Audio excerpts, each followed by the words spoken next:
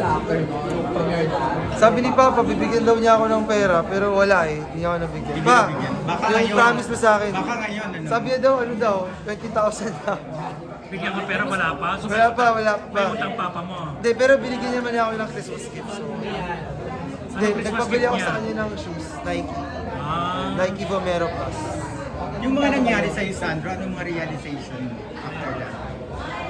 Ano pa tiwin ko? Ha? What yung mga day? controversial. Realization mo sa buhay. Realization ko sa buhay, Natutunan mo natutunan ko, sa mga nangyari sa'yo before. wala naman. Cautious. Yung bang, hindi huwag basta-basta magtitiwala, mga ganon. Hindi. Parang, paano ba? Mahirap explain eh.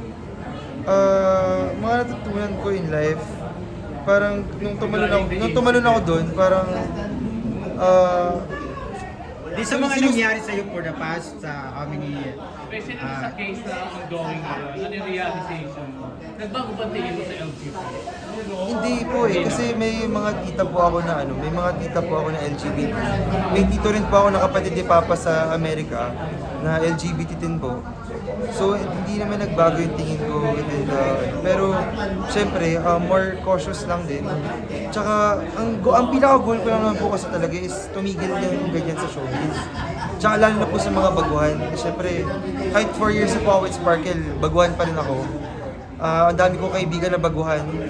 Ang dami ko na rin naging best friend sa Sparkle. Hindi ko, kahit sa kapatid ko, kasama rin sa showbiz, si Alonzo, taga Viva. Ayoko mangyari kahit sa kaninong lalaki yan. Lalo na walang consent, lalo na rape yung nangyari. Di ko kayang hayaan na mangyari yun sa kapwa-artista ko. And syempre, ako na nga yung naka-experience.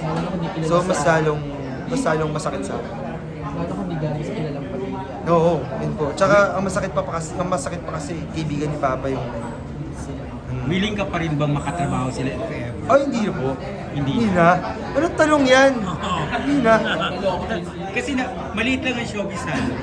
Oo nga po, gets ko naman yun. Pero Maliit lang.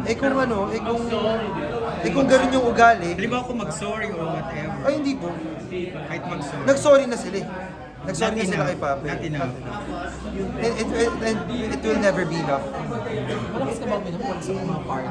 Ay, hindi po uminom. Hindi po talaga. Alam po yan ng mga tita ko dito.